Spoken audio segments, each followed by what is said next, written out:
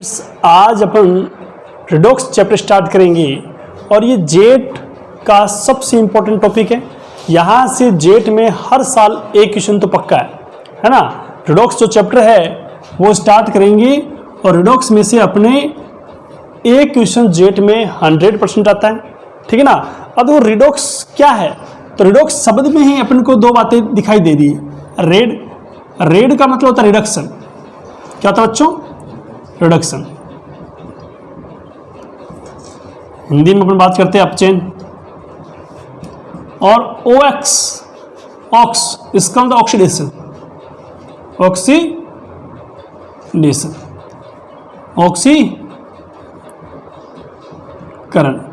मतलब दोनों शब्द एक साथ है ना। रिडक्शन और ऑक्सीडेशन, तो मतलब वो सारे के सारे प्रोसेस जिसके अंदर अपचयन और ऑक्सीकरण अभिक्रियाएं साथ साथ चलती साइमल्टेनियसली होती है, उन सभी को हम क्या बोलते हैं? रिडॉक्स अभिक्रियाएं। ठीक है बच्चों, अब अपन को देखना है कि ऑक्सीकरण अपचयन क्या है, ठीक है ना। तो ऑक्सीकरण अपचयन को पढ़ने से पहले अपन इस पूरे जो चैप्टर है इसके अंदर सबसे इंपॉर्टेंट टॉपिक आता है ऑक्सीकरण अंक। हम जब ऑक्सीकरण अंक को पढ़ लेंगे तो फिर ऑक्सीकरण अपचयन को पढ़ना एकदम इजी हो जाएगा। तो सबसे पहले बात करते हैं अपन आज ऑक्सीकरण अंक की। इसका इजी सा टॉपिक है ऑक्सीकरण अंक, और यहीं से अपने जेट वगैरह में क्वेश्चन आता है, काफ़ी बार आया हुआ है कि इस तत्व का ऑक्सीकरण अंक बताओ, ऑक्सीडेशन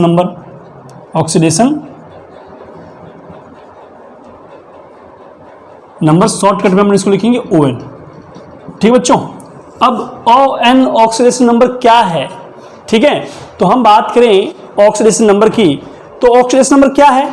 तो कोई भी तत्व है, एनी एलिमेंट, कोई भी तत्व है जो पड़ा है, वो तत्व, उस तत्व पर कितना आवेश आएगा, है ना, उस तत्व का जो आवेश होगा उस आवेश को हम क्या बोलते हैं? ऑक्सीकरण अंक बोलते हैं। ठीक है, किसी भी तत्व पर आवेश। अब वो आवेश कैसे?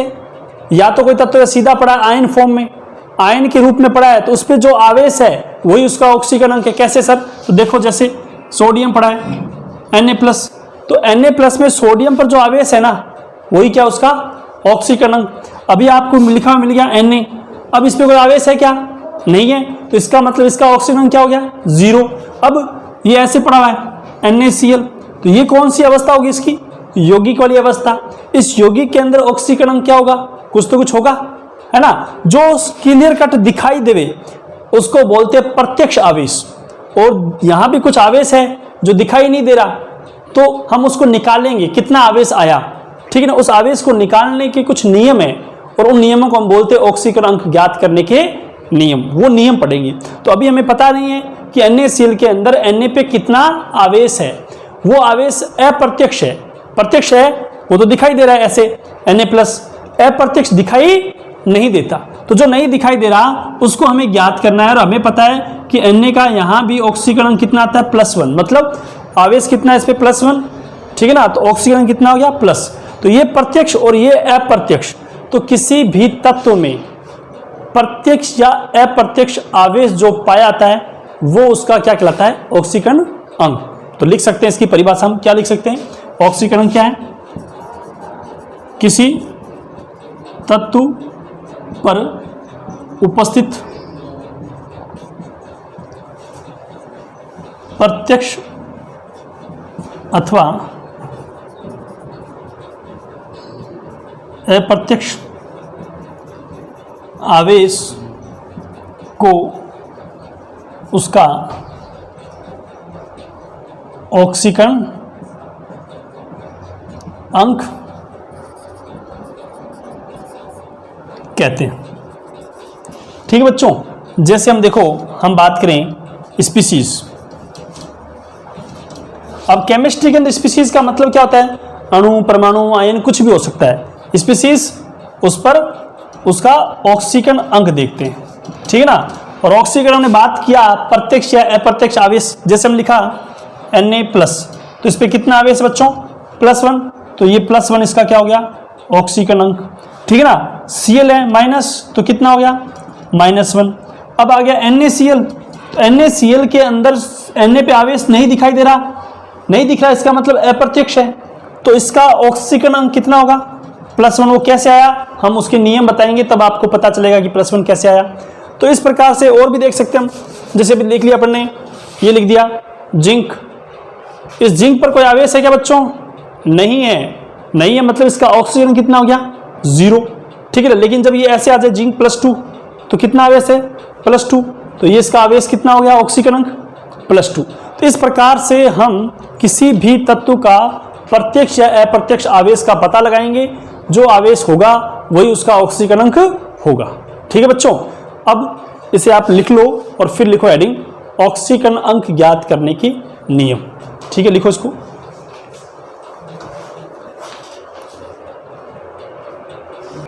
ठीक है बच्चों, अब अपन पढ़ रहे हैं ऑक्सीकरण अंक ज्ञात करने के नियम।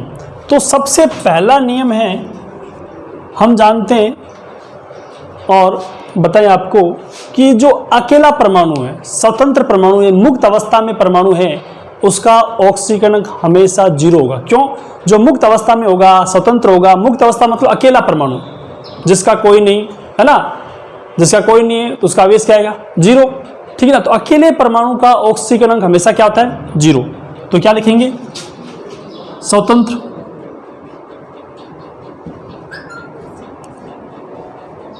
अकेले अब्लिक मुक्त, कुछ भी कह सकते हो, परमाणु का ऑक्सीकरण अंक 0 होता है। ठीक है ना, जैसे हम बात करें अकेले में, सोडियम आ गया, पोटेशियम आ गया, रुबीडियम आ गया, सीजियम आ गया, कैल्शियम आ गया, मैग्नीशियम आ गया, स्टोनशियम आ गया, जिंक आ गया, Fe आ गया, Mn आ गया, कॉपर आ गया, है ना। ये सारे अकेले परमाणु हैं, क्या है? Etcetera ETC। जो अकेला परमाणु होगा ना, उसका ऑक्सीकरण क्या होगा? 0 हमेशा, कुछ सोचने की जरूरत ही नहीं है। कितना होगा? 0। ठीक है, अब देखो नेक्स्ट। अब हम बात करें तो आवर्त सारणी आपने सामने पढ़ी है। आवर्त सारणी के अंदर जो फर्स्ट ए तत्व है, फर्स्ट वर्ग के जो तत्व है, फर्स्ट ए की जो धातुएं हैं, है ना, हाइड्रोजन को छोड़ दो आप, तो उसके अलावा जितने भी तत्व है वो सभी के सभी अपने यौगिकों में +1 ऑक्सीकरण अवस्था दिखाएंगे, है ना। मुक्त अवस्था में तो बात समझ में आ गई। अब क्या लिखेंगे? फर्स्ट ए वर्ग की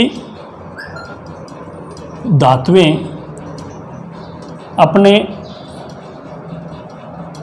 यौगिकों में +1 ऑक्सीकरण अंक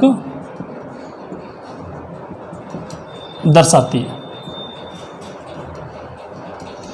ठीक है ना। फर्स्ट वर्ग की धातुएं कौन कौन सी हैं? तो देखो, lithium, sodium, potassium, rubidium, caesium, francium, ये सारे हैं, है ना। इनके जो यौगिक होंगे ना, यौगिकों में ऑक्सीजन कितना होगा? +1 होगा। कितना होगा? +1। जैसे हम बात करें NaCl है। अब NaCl यौगिक है, किसका है? सोडियम का। तो यहाँ सोडियम का जो ऑक्सीकरण अंक है वो कितना होगा बच्चों? +1। ठीक है ना। आपने मान लिया, कोई और ले लो, जैसे Na2SO4 आ गया। अब Na2SO4 है तो सोडियम ही ना, तो यहाँ सोडियम है, इस सोडियम का ऑक्सीकरण कितना होगा? +1 होगा। ठीक है ना। LiCl ले लिया, तो यहाँ लिथियम कितना होगा? +1 होगा। मतलब ये जो तत्व है, ये जो धातुएं हैं फर्स्ट वर्ग की, इन सभी का अपने यौगिकों में ऑक्सीकरण होता है +1। ठीक है। अब वो यौगिक कैसा भी हो, कुछ भी हो, उसमें उस तत्व का ऑक्सीकरण हमेशा +1 आएगा। ठीक है बच्चों। नेक्स्ट रूल की बात करें, ठीक है, तो नेक्स्ट रूल आता है अपने सेकंड ए वर्ग की धातुओं पर। ठीक है, हम बात करें नेक्स्ट रूल की, 3 नंबर रूल, सेकंड ए वर्ग की धातुओं का अपने यौगिकों में ऑक्सीकरण अंक +2 होता है। कितना होता है बच्चों? +2 होता है। ठीक है ना। ये कौन कौन सी धातुएं होती है? Beryllium, magnesium, calcium, strontium, barium और रेडियम। देखो बच्चों, ये जो फ्रेंशियम और ये रेडियम है ना, ये रेडियो एक्टिव तत्व होते हैं, इनके कभी यौगिक मिलते नहीं है। ठीक है, इनको छोड़ दो तो भी कोई दिक्कत नहीं, बाकी इनको ध्यान रखना है। ठीक है, अब इनका यौगिकों में कितना होगा ऑक्सीजन अंक?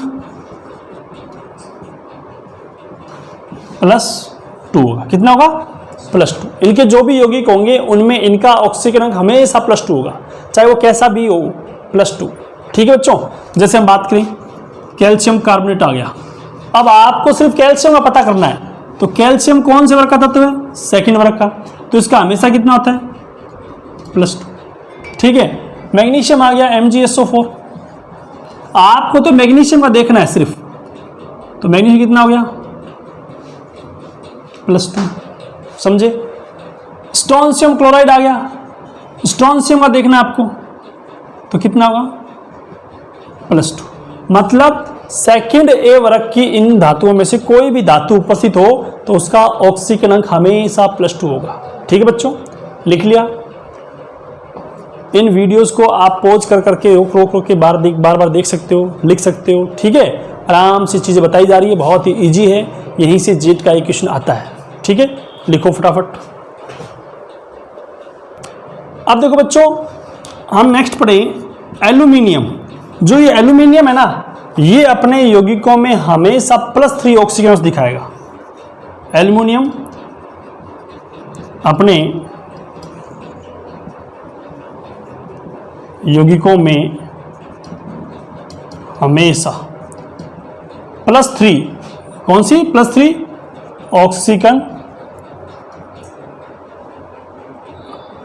अवस्था रखता है। ठीक है, अब जैसे हम बात करें AlCl3, तो यहां एल्यूमिनियम का ऑक्सीजन कितना आया? +3। Al2O3, तो यहां एल्यूमिनियम का कितना आया बच्चों? Al2O3 के अंदर +3। ठीक है ना, ये फिक्स है कि एल्यूमिनियम अपने यौगिकों में हमेशा +3 दिखाएगा। लेकिन आपको भी जस्ट बताया था पहला रूल। अब ये एल्यूमिनियम पड़ा है, ये एल्यूमिनियम कैसा है? अकेला, मुक्त अवस्था में। कैसा है? मुक्त अवस्था में। और जब ये मुक्त अवस्था में है तो इसका ऑक्सीजन अंक कितना आएगा बच्चों? 0। क्या आएगा? 0 आएगा, पता ना आपको। लेकिन जब यौगिक बना रहा है तो कितना आएगा? +3 आएगा। ठीक है, ये रूल है। और रूल है, लिखो फिर नेक्स्ट। ठीक है बच्चों, 5वां रूल हम देखते हैं। अब हम क्या देखते हैं? ऑक्सीजन के बारे में बात करते हैं। ऑक्सीजन का ऑक्सीजन अंक। तो देखो बच्चों, जब O2 अवस्था में, जब कभी भी ऑक्सीजन O2 है, अकेला ऐसे O2 अवस्था में क्या होगा? 0। ठीक है ना, क्या होगा? O2 अवस्था में 0। और जब ऑक्सीजन ऑक्साइड बनाए, क्या बनाए? ऑक्साइड अवस्था। ऑक्साइड का फॉर्मूला क्या आता है? O-2।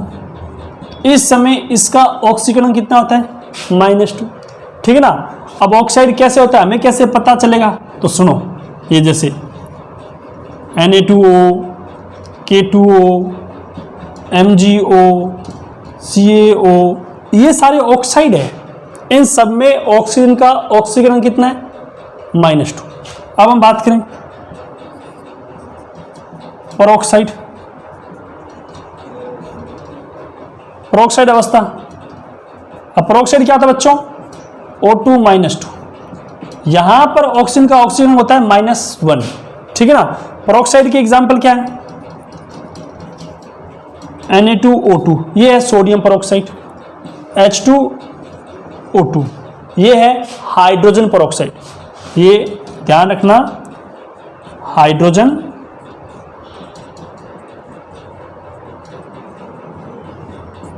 पेरोक्साइड।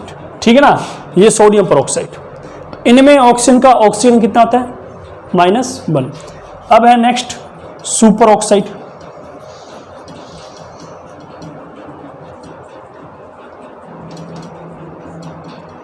सुपर ऑक्साइड का फॉर्मूला क्या था बेटा, O2 माइनस, O2 माइनस, इसका ऑक्सीजन कितना आता है -½ इसका example potassium super oxide, potassium super oxide. ठीक है बच्चों, ये नियम ऑक्सीजन के बारे में। क्या ऑक्सीजन O2 अवस्था में है तो 0, ऑक्सीजन ऑक्साइड अवस्था में है तो -2, ऑक्सीजन प्रोक्साइड अवस्था में है तो -1, ऑक्सीजन सुपर ऑक्साइड में है तो -½ और एक बात और देख लो, ऑक्सीजन जब कभी भी फ्लोरीन के साथ होगा, कहाँ होगा, फ्लोरीन के साथ, तो हमेशा प्लस ऑक्सीजन अवस्था दिखाएगा। तो स्टार लगा के देख, जब ऑक्सीजन परमाणु फ्लोरीन F के साथ जुड़ा हो तो इसकी ऑक्सीजन अवस्था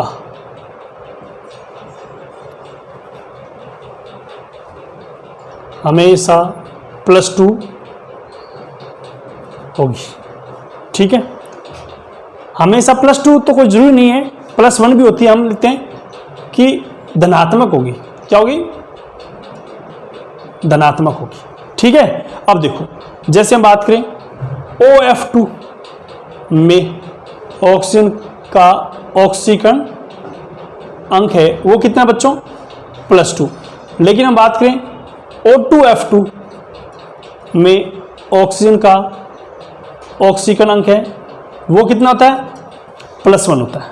ठीक है बच्चों, तो O2F2 और OF2 में यहाँ सिर्फ ऑक्सीजन का ऑक्सीजन है वो धनात्मक होता है।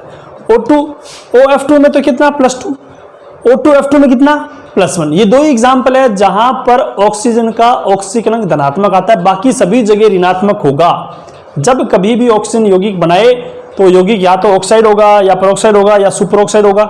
ठीक है ना, और जब वो फ्लोरीन के साथ हो तो क्या होगा, हमेशा धनात्मक। ठीक है बच्चों, ये ऑक्सीजन संबंधित नियम है, लिख लो फटाफट।